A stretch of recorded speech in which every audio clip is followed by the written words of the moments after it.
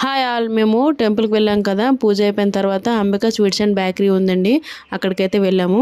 ఇక్కడ అన్ని రకాల స్వీట్స్ అలాగే బేకరీ ఐటమ్స్ కూడా అన్నీ దొరుకుతాయి. పైన రెస్టారెంట్ ఉంటుందన్నమాట.